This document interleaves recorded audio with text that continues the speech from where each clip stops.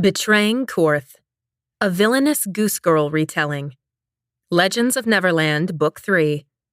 Written by Mary Mecham. Narrated by Talon David. Chapter 1. The sight of a beggar woman fleeing with her children from the king's guards set my insides to boiling with anger. The fact that homeless life on the streets was preferable to the so-called employment at the king's palace, it spelled out just how dire the situation in our kingdom was. I kept my facial features relaxed and eyes averted from the woman pleading as the guards seized her children and forced them into shackles. "What a fuss," Princess Odette sniffed to me as she passed unfazed by the woman's screams. "Honestly, she should be grateful we are saving her offspring from a life of crime and poverty." Saving them? Is that what they were calling slavery now? King Retelling had refused to educate his citizens, stifled the economy through overtaxation so that gainful employment was nearly impossible to procure, then had the audacity to pretend that kidnapping children and forcing them into unpaid servitude was in any way helpful. His daughter Odette had bought into the lie without question. Why would she not, when she wanted for nothing and had been raised in the lap of luxury? Such luxury was not afforded anyone else, and was paid for through the blood, sweat, and tears of the oppressed citizens of Ibora. When the smallest of the children squirmed free and attempted to dash back to its mother, one of the soldiers struck him around the ears. With a small cry, I dropped Odette's train and stepped toward the child. Odette immediately snapped for her guard, whose braided horsewhip whistled through the air and cracked against my back. "Mind your place," Odette ordered. Back stinging and biting my tongue against the pain, I returned to my position and continued to step sedately, maintaining the required 3 paces behind my mistress. Not long now, I reminded myself. Soon, we oppressed citizens would have our revenge. Hatred smoldered like a fire inside me, impossible to quench. It served to fuel me even when fatigue and exhaustion set in. Simple dissatisfaction or discontentment would never sustain anyone's ambition if they wanted to overthrow the sovereign ruler.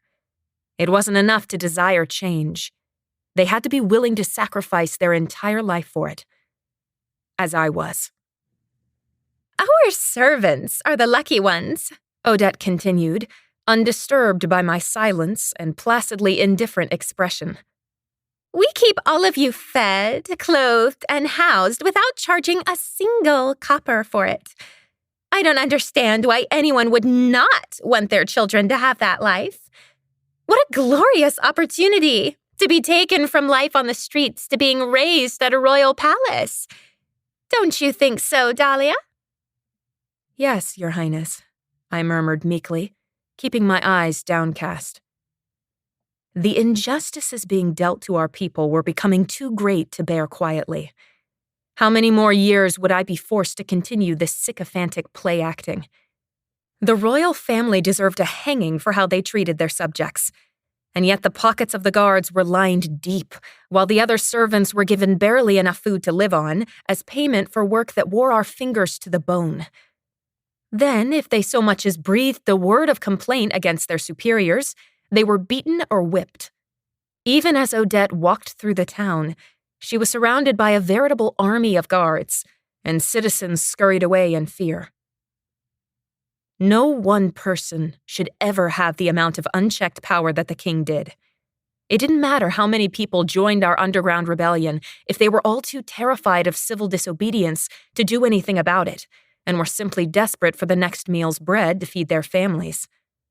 My blood pulsed, hot and fast, through my veins all the way back to the palace, as I held the train of Odette's long dress out of the sewage running in the gutters along the streets, hating everything about the woman I served, from her pointed, upturned nose to each of her prancing steps as she strode past her citizens who so clearly needed help. "A correspondence from Haven Harbor, Your Highness," the footman said, bowing low and holding out a heavy envelope as we entered the palace. Odette yawned and flicked her pale fingers at me. Take it, Dahlia. You read it and tell me what it says.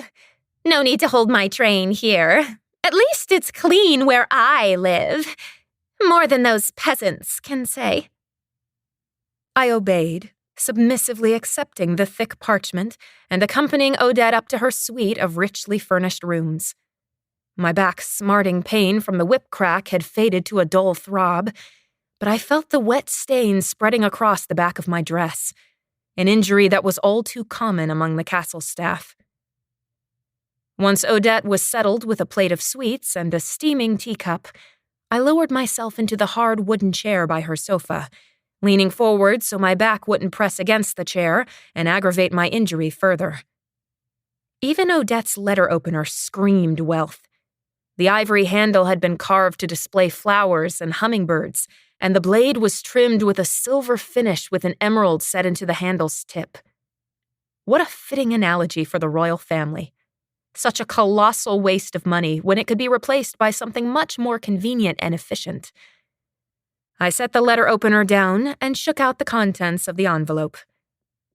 It was another letter from Odette's betrothed, Prince Korth of Haven Harbor. I scanned the note. See, this is another way that the servants here are luckier than those who live on the streets, Odette said, as she watched my eyes skate from side to side before I flipped the parchment over to skim the back. You know how to read and write. Never forget how fortunate you are. I didn't waste my breath pointing out that all citizens should know how to read, not just me, or that the only reason I had learned was because I'd attended all her tutoring sessions with her. Odette had been genuinely thrilled to discover that I'd learned to read, if only because I could read aloud any passages she didn't care to attend to and pen responses in her stead. She occasionally listened as she shoved more candied figs into her mouth, but it was half-hearted at best, and she usually pawned all responsibilities off on me. Prince Korth is requesting your presence so you can proceed with your wedding, I informed her. He has invited you and your attending servants to come to Haven Harbor immediately. Odette sniffed. Papa will be pleased. He's been overly eager to secure that alliance and doesn't even care that it's my future. No one thinks about me. And what are your thoughts on the matter, my lady? She shrugged and picked at the tassels on one of her many cushions. It has some potential, I suppose. Are there any more figs? I pushed my tongue against the roof of my mouth so it would hold back the words I longed to fling at her. Did she care more about procuring more candied figs than she did about the well-being of the kingdom she was heir to? Even if she was completely selfish and only cared for herself, which was the case, was she so shallow that she cared less about the identity of her future spouse than her next indulgence? Keeping all these thoughts to myself, I checked the drawers, then crossed to the dumbwaiter, jotted down a note requesting more sugared figs to be sent up to Odette's room, and placed the small stone over the note to hold it in place. I tugged on the rope 3 times, and after a moment's pause, the small dumbwaiter began to lower. I watched its descent into the dark shaft below, wishing I had free time unencumbered by Odette's demands to inspect the fascinating machine without distraction. More figs are on their way, Your Highness. Odette coiled a loose strand of her long blonde hair around her finger, then released it, staring out at the window that opened onto the sea. Relay the letter's contents to Papa. I hope the figs come soon. She sighed and stared out at the distant town. I need something to comfort me after such devastating news. As you wish, my lady. I folded the letter and curtsied as I left her room, once to Odette, then to each of the guards outside her door. Inform the kitchen staff if they don't hurry with the figs. I shall have them whipped, she called after me. Devastating news. I wanted to snort my derision. Being sent to marry a prince who was sure to be just as stuffy, self-absorbed, and disgustingly rich as her father would certainly be devastating news to anyone who was familiar with the king and his loathsome daughter. But she would undoubtedly still be coddled and pampered, without having to do so much as lift a finger. How was that in any way devastating? At least plans were in place to remove the odious pair from their positions of power, but it had its own set of struggles. Finding those who were sympathetic to the rebellion's cause had been difficult enough, as any expression of dissatisfaction with the king could result in imprisonment or execution.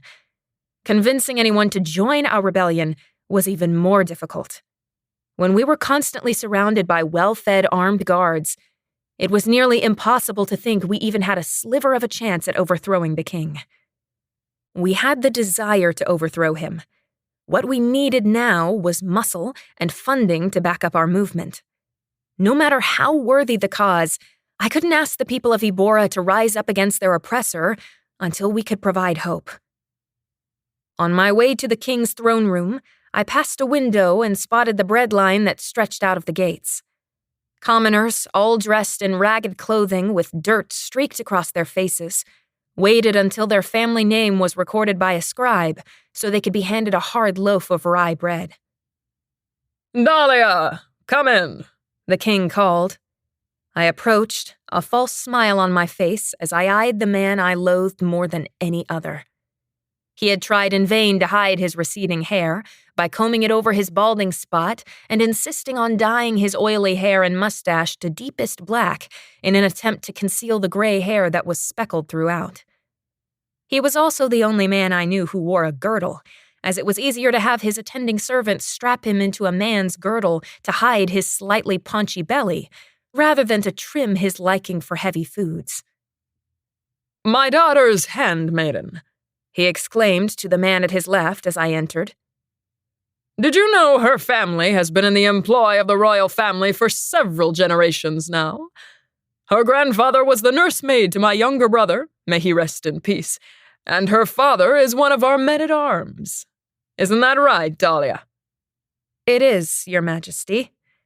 I curtsied to everyone and kept my eyes fixed on the expensive rug where all the noblemen were rubbing their dirt-covered shoes. Securing me my position as personal handmaiden to the princess had taken my family 4 generations of infiltrating the castle's ranks. Her Highness Princess Odette has just received a correspondence from Haven Harbor. I held the parchment out. One of the page boys on duty leapt to take the letter from me and pass it over. Prince Korth is prepared to receive her and begin preparations for their wedding. King Raquel took it and scanned it, lips puckered as he read. Finally, a broad smile spread over his face. "Very well, Dahlia. Prepare her things for the voyage. You and Odette and any other servants she wishes to take with her can set sail as early as next week." As I bowed my head and curtsied my way out of the room, I overheard one of the military officials say, "A union with Haven Harbor is the perfect additional security we've been seeking, Your Highness. We must discourage any more civil unrest like we experienced over the winter." "Yes, Haven Harbor's naval fleet single-handedly solved that siren crisis," mused Raquel. "It will be particularly advantageous to have their military." The rest of his words were cut off as the heavy door thudded shut. I could barely breathe as I made my way back to Odette's suite. Of course, Raquel's first thought was about strengthening their military position when he already had an iron grip on all the resources in the kingdom. What else could he take away from us? Curdy, who was busy polishing one of the silver vases in a recessed alcove, spotted me and winked. "Midnight?" After being continually assigned to a wide variety of tasks, he had become a jack of all trades, and most fortunately, he was well liked by the king and often given special privileges. The sandy-haired young man had only recently joined our rebellion and showed great promise for furthering our cause. I looked around in a panic and pitched my voice low. "You can't ask me that. Anyone could hear." He rolled his eyes. "They will assume we are meeting up for a secret tryst or something." Then he grinned wickedly. "Which I'm open to if you are, but shh." I clapped a hand over his mouth. "Use the signal next time. But yes, midnight." He pulled my hand off his mouth and pressed a kiss to the back of my knuckles. "See you later then, you little minx you." I sighed in exasperation. Perhaps having Korth join the rebellion had not been such a great idea after all. He and his big mouth were going to get us into trouble. Night was falling in earnest by the time I re-entered Odette's quarters. Your father said, "Bring me my figs," Odette interrupted, her voice snippy and lips pouted out. "They arrived nearly a quarter of an hour ago, and it's getting dark. Light the lamps. I ought to have the staff whipped for not sending them earlier." Obediently, I crossed to the dumbwaiter, opened the flaps, and withdrew the covered silver dish. It would have been easy for Odette to get it herself. But no, she would rather wait in the growing darkness until someone else could fetch things for her and perform even the simplest of tasks, and now was considering having innocent kitchen maids whipped for her own laziness. "See them?" Odette pointed her finger out the window at where the tail end of the bread line was still wrapped around the castle. "They are likely to be fed before I am, and yet they continue to complain. She yawned. "Papa is right. They're too stupid to educate, and too lazy to care about finding real work." It wasn't until she was well supplied with her figs, and I had lit her fireplace, that I broached the subject of her engagement again. Your father said you can set sail for Haven Harbor next week. Odette pulled the scrap of fabric she always carried with her out of her pocket and fiddled with it. I spotted her tracing a finger along the 3 dark spots that stained the cloth that she refused to have washed. Why she had such a sentimental attachment to something so dirty when she otherwise scorned dirt was beyond me. But I suppose that when one was born to royalty, it was permissible to be contradictory and hypocritical and never be called out for it. Prince Korth seems to be wealthy, I probed, playing to Odette's love of luxury as I lit the oil lamps on each surface. And your father said his kingdom's navy is the best there is. Odette yawned. "I'm tired," she pouted. "Bring me my nightdress." Of course, Your Highness. I helped her into her nightclothes, pulled out all the pins that had secured her blonde hair into place during the day, and plaited it down her back. "Your hair is the same color as mine," Odette noted, still fiddling with her scrap of fabric as she stared at our reflections in her vanity's mirror. It is, I agreed demurely, glancing up. Her nose upturned at a sharper angle than my own, and her lips were thinner, but otherwise we looked surprisingly similar, with slim figures and nearly identical heights. "Do you think yourself as attractive as I am?" Her eyes narrowed suspiciously. Of course not, Your Highness. You're much prettier than anyone I know, I answered mechanically. Odette smiled smugly. "I know. Korth will be pleased when he meets me." He will. Shall I read to you? "Not tonight. Play the harp instead." I acquiesced and strummed the harp, while Odette climbed into bed and stared at the silky gossamer canopy that hung over her bed. I kept a close eye on the moon to track how late it was, and when Odette finally fell asleep, I was able to slip quietly out of the room. Now was when my true work began. Chapter 2. We should just kill them now, before they have the chance to align with a nation that is possibly even more powerful. Korth grouched from his position leaning against the damp wall in the cellar. Murder creates martyrs, I mused, pacing the room around the 36 co-conspirators. And that's something no rebellion can afford. So you expect us to start a war without any bloodshed? Korth rubbed his thumbs against his temples. That's impossible. Isn't the whole point of this to kill the royals? Eventually, yes, I agreed. But it's too precarious right now. If we tip our hand too soon, then we will lose all the progress we've made over the last few years. Over the last several decades, my father amended. At the sound of his voice, everyone straightened, ears perked and ready to listen to the leader of the rebellion.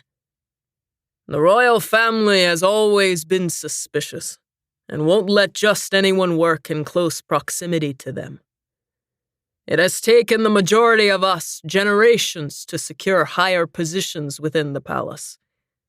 We cannot act until enough of us are in place that we cannot be stopped. Murmurs of agreement rolled around the dark wine cellar, lit only by a few guttering candles placed on low tables. The dim light coming from waist height created a ghostly effect on our faces, a fitting representation for the dark deeds we were plotting. There is another alternative to taking down the king first, Declan rumbled. He had a gravelly voice that made the hair at the back of my neck stand on end. If I didn't know the scarred middle-aged man was on my side, I would have been terrified of him. Everyone listened raptly as he slowly turned his head to ensure he had everyone's undivided attention. With the recent Siren Treaty in place, the seas have been reopened. Dahlia reported that Princess Odette will be journeying to marry her betrothed, Prince Korth of Haven Harbor. Our people are in slavery, and you want us to think about some entitled royal's wedding? Curdy angrily blurted out. I agree. Garrick piped up. Who cares who she marries? Good riddance to her, I say. Declan studied Curdy and Garrick for several long moments, then his eyes roved over the other men present.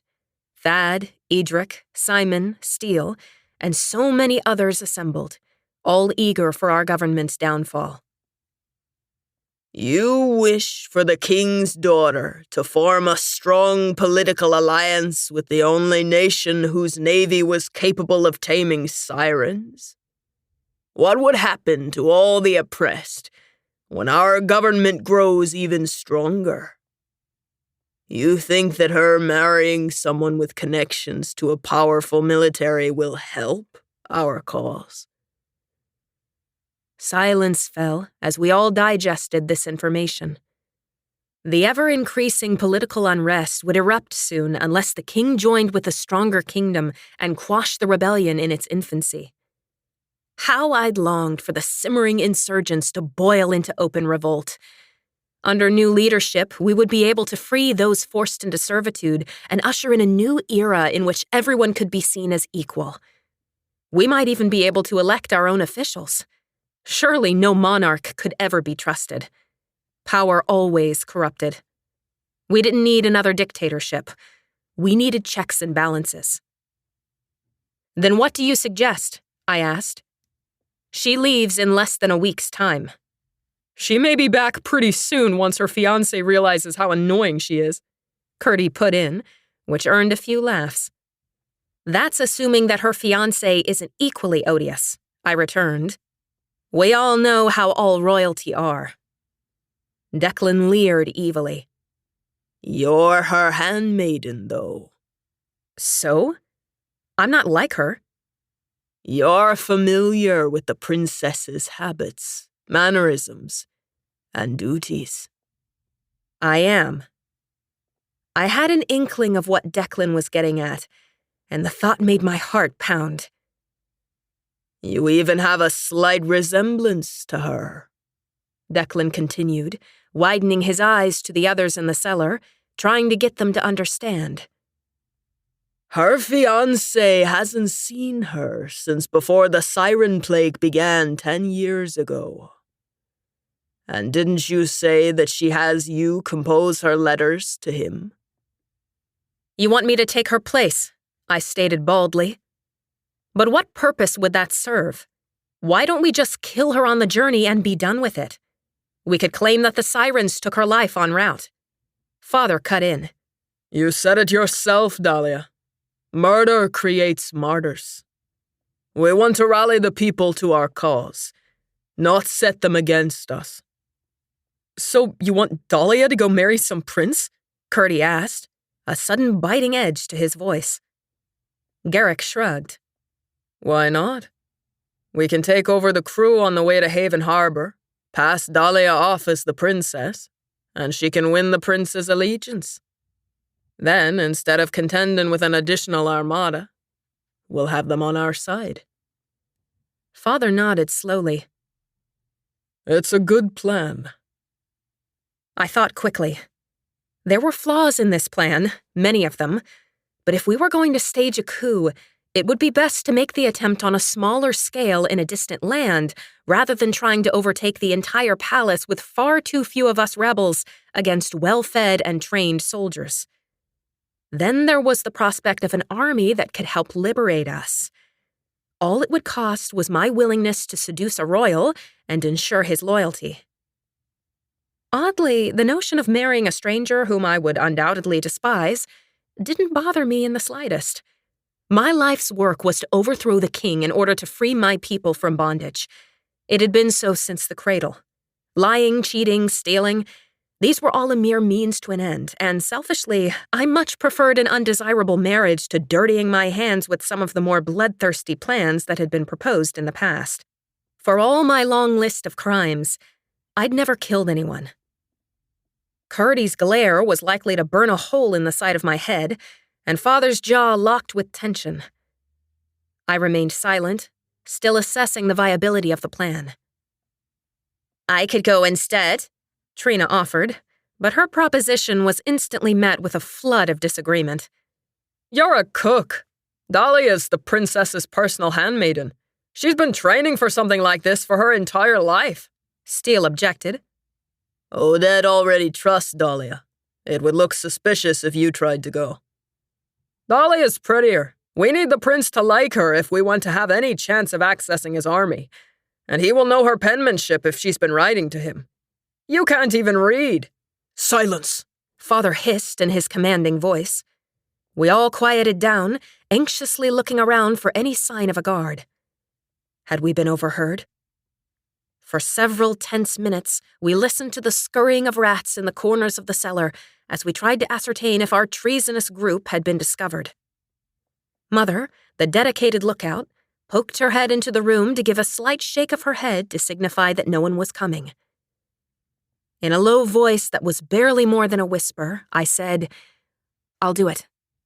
Odette already intends for me to accompany her to Haven Harbor, and I don't think we'll get a better opportunity. It will take some planning, but if we succeed, we could have the might of Haven Harbor at our backs when we do finally move to overthrow our government. What about the princess after we stage the mutiny? Curdy asked.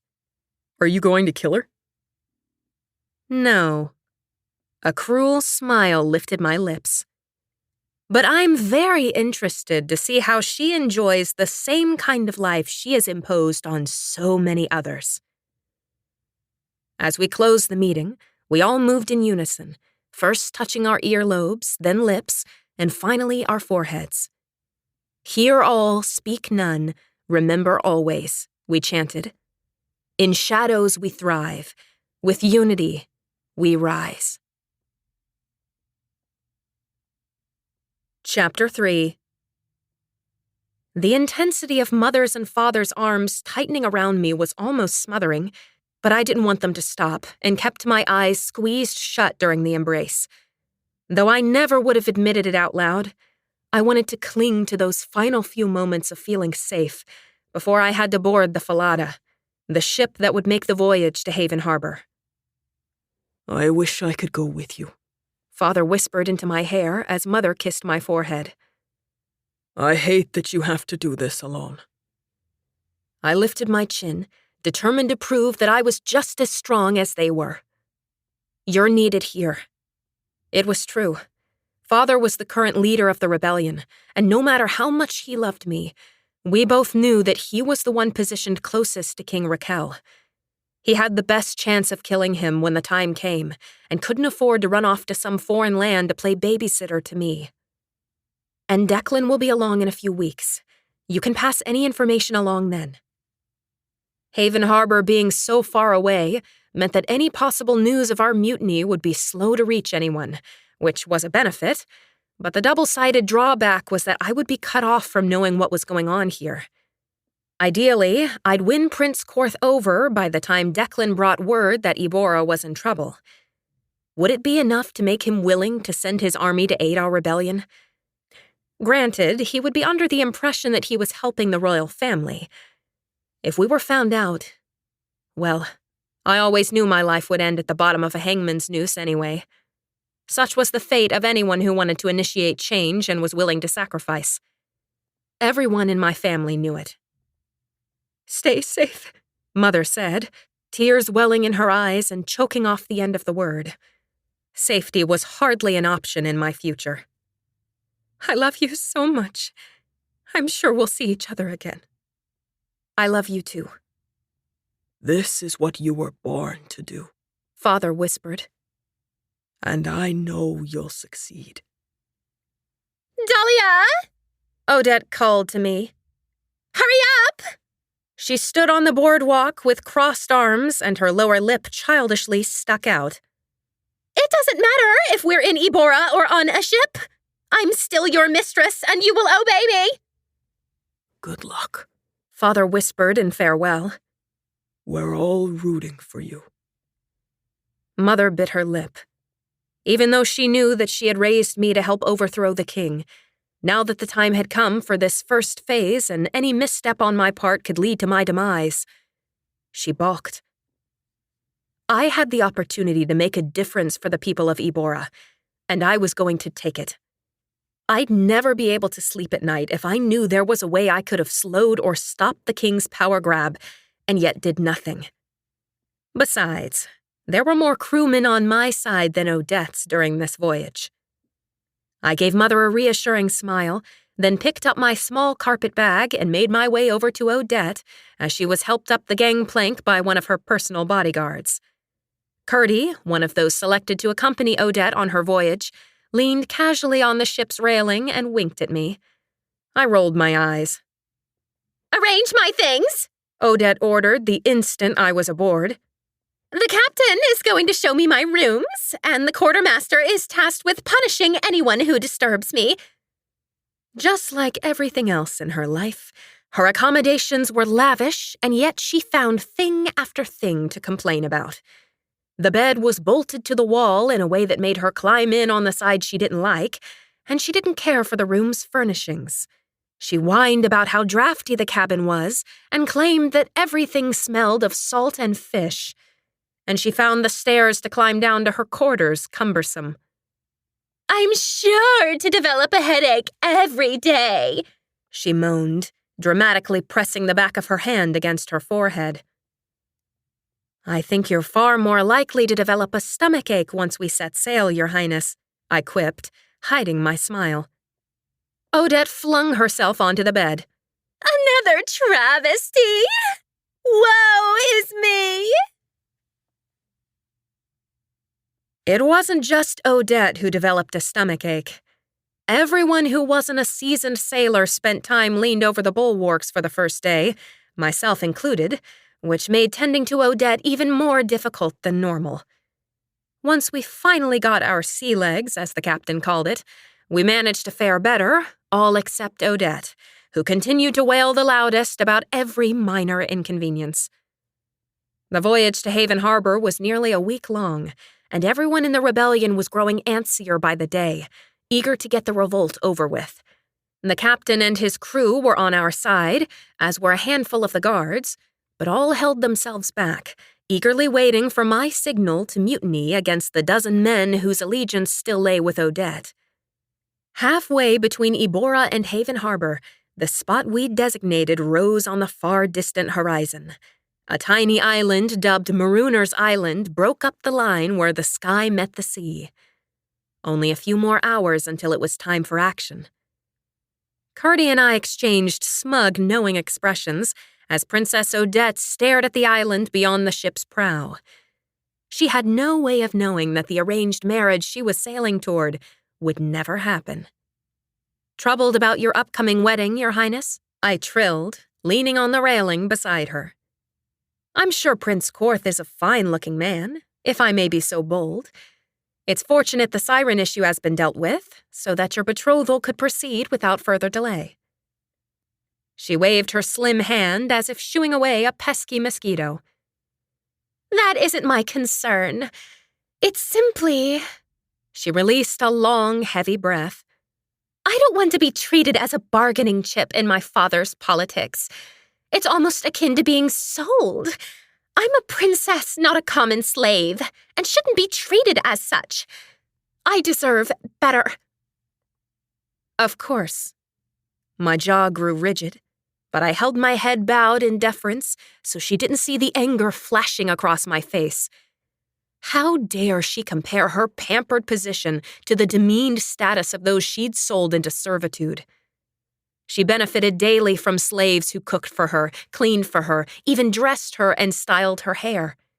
She had no idea what it was like to wonder when the next meal would come, and had never spent a single night shivering on the streets, warding off rats. She deserved exactly what was coming to her. Odette placed her chin in her hand, still staring at the horizon. I haven't seen Prince Korth since we were small children. I don't know what he's like now, but from my few recollections, he was dreadfully dull. There have been many letters these past months, I pointed out. I should know. I had penned all her responses. They contained nothing substantial. I couldn't argue with that. His letters had been dull and dry. They spoke of their mutual obligation to their positions and invited her to stay in Haven Harbor for the 2 months leading up to their wedding to become acquainted with their customs. I refocused my attention. Perhaps you'll be able to build a more meaningful relationship once you are in closer physical proximity. Kurdy, mending a fishnet nearby, caught my eye and waggled his eyebrows while grinning lazily. He'd been at the drink more often than I thought prudent. Alcohol had the unfortunate side effect of loosening the tongue of anyone who drank it. But at least Kurdy had never spilled any secrets so far. He was simply more flirtatious. Obnoxious, but not harmful. I cocked an eyebrow at him, but dared not do anything else in the princess's presence. Our exchange hadn't gone unnoticed. Slaves are allowed to fall in love, Odette sighed, shooing me away with the same motion she'd used before. Such a luxury is out of reach for me. My father wants me to be married off simply to secure his power for longer. Servants don't ever have to worry about such things. Don't let my melancholy spoil your own joyful romance. She'd meant it sarcastically, but Kurdy took her at her word. As your highness wishes, he said, winking at me before snatching my hand and pulling me away from the bow of the ship and down the stairs before I could correct Odette's assumption. I followed along, paying careful attention to each crew member's face as I played the role of simpering handmaiden. The crewmen watched me, waiting for the signal they knew would come at any minute. I shook my head slightly, and each man returned to his assigned tasks, mouth tightened into the same expression of forced patience that had been clawing at me for years. My gaze traveled to the other soldiers, the ones whose faces I wasn't familiar with from the secret rebellion meetings held in the dead of night. These were the guards still faithful to the king. Kurdy, after tugging me down another set of stairs below deck, led me behind a long line of abandoned hammocks and attempted to pull me into an embrace, trailing his nose up my neck, but I resisted and pushed him away. "Stop teasing," I said irritably. "She didn't follow us. Why would you make her think that we have some romance going on?" what else am I supposed to do to stay occupied then? This voyage has been dragging on for days, and who cares what she thinks? Keep your head on straight. Besides, if all goes well, I'll be a married woman soon. Kurdy rolled his eyes. Like any royal marriage is real. He adopted a drawling, stuffy voice. It's our obligation to join our nations for the good of those we oppress. I sniggered. I could help you practice kissing so you are prepared to meet this Prince Korth, Kurdy offered, trying to pull me back in. You've been drinking, I said, shoving him away again and holding my breath. You could do with a few drinks to lighten up. You'd be more fun. How can you even think about something like kissing right now? If you need to, go practice with Odette. I laughed, turning my head away. She isn't as pretty as you are. Don't let her hear you say that or you'll get beheaded. It's true, though. Curdy moodily kicked at a barrel. And I'm bored. I exhaled through my nose. All my patience was used up each day maintaining my cover. I had none left for anyone else. Marooner's Island is within swimming distance. Garrick's low voice rasped as he came plodding down the stairs. Are you ready? I straightened and nodded, heart pumping frantically within my chest, Curdy instantly forgotten. Tell the men to prepare. Let's do this with as little bloodshed as we can. A princess showing up with injured guards would just look suspicious. Garrick flashed a yellow grin that revealed several missing teeth and headed back up to the deck. I left Curdy looking mildly disappointed and followed Garrick out, watching as he began to move about the ship, discreetly whispering to each rebel before moving on. For such a large man, he could move with surprising stealth when he wanted to. Odette didn't give any indication she'd noticed me as I sidled up to her. "See that island?" I said, pointing toward the lone outcropping of palm trees. "I see it," Odette muttered as she fidgeted with her scrap of cloth, picking at a loose thread until it came loose, and she let it float on the breeze until it fluttered down to be lost to the salty waves lapping at the ship's hull. "There's nothing else to see." "There is a story about that island that servants tell," I informed her. "Before the Siren Plague, when we sailed the seven seas, this was the place where any undesired crewman would be abandoned. Those who didn't starve or die of dehydration would often take their own lives, overcome with madness as the burning sun stripped them of their senses." "That's a terrible story," sniffed Princess Odette. "Tell another." "No, you need to hear this one," I told her, stepping closer than my station permitted. She stiffened, and her hand clutched at the scrap of fabric in her hand. "Did you know that most of the crewmen who were abandoned were slaves?" I expected the princess to cower in fear, but she didn't.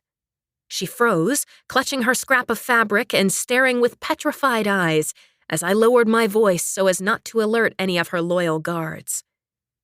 "They were," I told her, my voice barely more than a whisper. "They were cast off and forgotten, just as your subjects have been mistreated and abused by you and your father for years. Would you like to see the island? They say that skeletons are scattered through the sand and the ghosts still roam the beaches at night, determined to take revenge on their oppressors. I think it's a fitting place for people like you." "Guards!" Princess Odette called quietly, trying to back away from me but still meeting my eye. Curdy and Garrick leapt to attention, coming to my side and barely concealing the eager expressions that spread over their faces. Your Highness? Odette pointed a shaking finger at me. "Arrest her!" "On what grounds?" I asked, advancing another step. I heard the low rumble of voices cease from the crew below as Curdy and Garrick drew their swords from their sheaths with a slithering, scraping noise befitting our treasonous actions. "Afraid of facing punishment for your crimes?" A gurgle escaped the princess's lips as her pupils shrank to pinpricks. "Why are you acting this way?" she hissed. "I've been acting my entire life," I retorted. "What you see now is the real me." "Dahlia, what are you doing?" One of the guards below called out.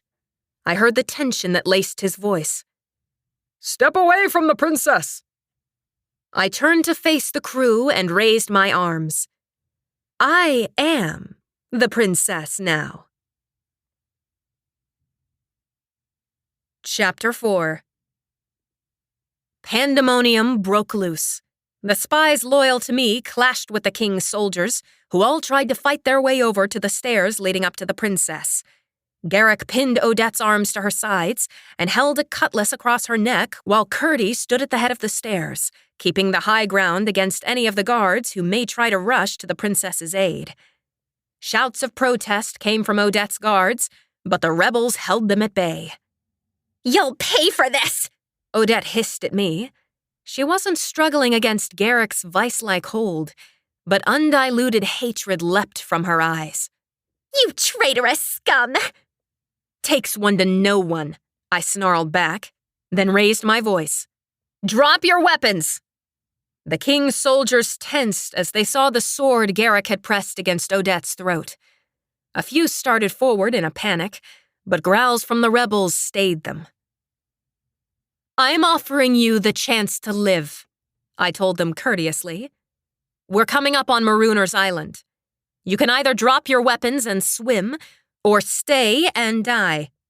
You're outnumbered, and anyone who refuses will get to watch your sniveling princess be thrown overboard. Leave now, and I'll let her live.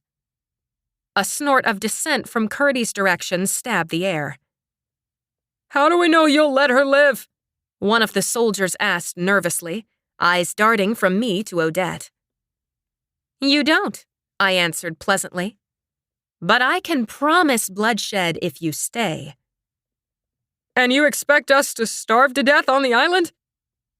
A cruel smile curled my lips. Not at all. I'm far too benevolent to allow you to die in such a way. There is a ship coming to pick you up in 2 days' time, once you have some of the fight starved out of you. What was the captain's name again? I asked Garrick, as if we were discussing the matter at a garden party. He leered. Captain Tyrone Renshaw, one of the most feared pirates on the 7 seas. I nodded. Yes, that delightful man. He has agreed to come and pick up anyone who would like to live, and you will join his crew. Or you're more than welcome to refuse. I just can't say what will happen after that. Dahlia. Another soldier spoke up, each word measured and slow. You aren't a killer. No, I agreed coolly. I'm not. But I am. Garrick interjected with a gravelly growl, forcing Odette to lean against the knife still to her throat. His eyes were riveted on mine. Say the word, princess, and I'll follow your every command. Then release me! Odette squeaked, wriggling her arms against his grip.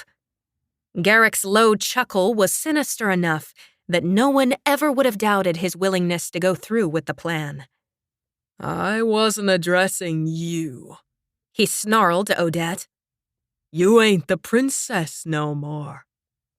This woman's crimes against those she and her father have abused and enslaved for years are worthy of any punishment, I called, projecting my voice so it reached every corner of the ship. And we won't allow her to continue in a position of power any longer. A stunned silence met my words.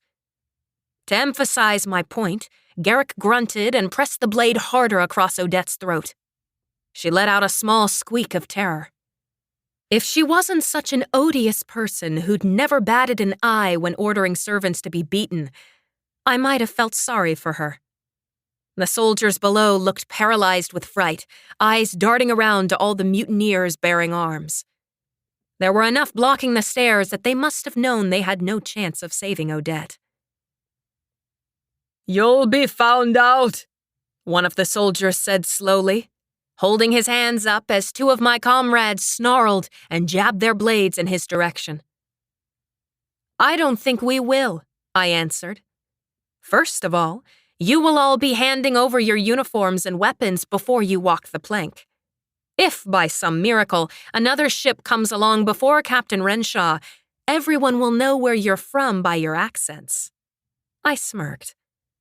And let's be honest, even if you do manage to be rescued after being marooned, we all know that sailors from Ibora have a sullied reputation. You'll be written off as pirates trying to cook up a wild goose story to avoid punishment for your crimes.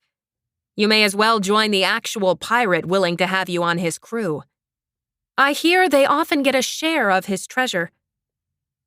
The dumbfounded expression on Odette's face was worth all the distasteful words I uttered.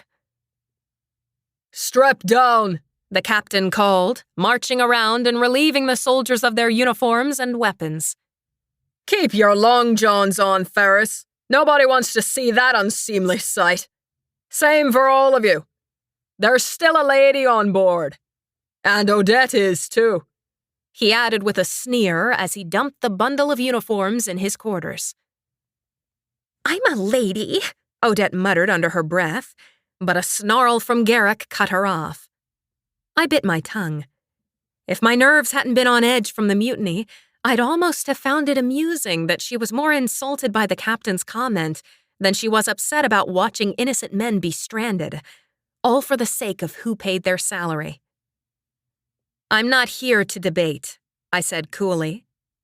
Anyone who wants a chance at living can swim for the island and wait for your next ride. I pointed to the line of filled water skins hanging on the side of the bulwarks. Go now, and I'll even let you keep your water skins. The king's soldiers were forced toward the plank by the members of the mutiny. But I didn't know there was a rebellion, one of the soldiers objected, backing away from a rapier's sharpened tip. I don't agree with what they've done. Can I join? I trust your word about as much as you trust mine, I told him, gesturing for him to walk the plank first. There's no way to test your allegiance without endangering our mission, so off you go. Have a nice swim, and do try to avoid sharks and sirens. The rapier's tip was jabbed at him again, and the man, clad only in his underwear and clutching his water skin, took the plunge to the ocean below. Once all Odette's supporters were in the chilly water, the mutineers leaned against the bulwarks, watching as the soldiers' heads bobbed in the water, striking out for the land in the distance. I wonder if any sea creatures will get them before they reach land, Curdy said with a laugh. We can still kill them, you know. Easy target practice. No, I said coldly. They'll make it to land. Alive.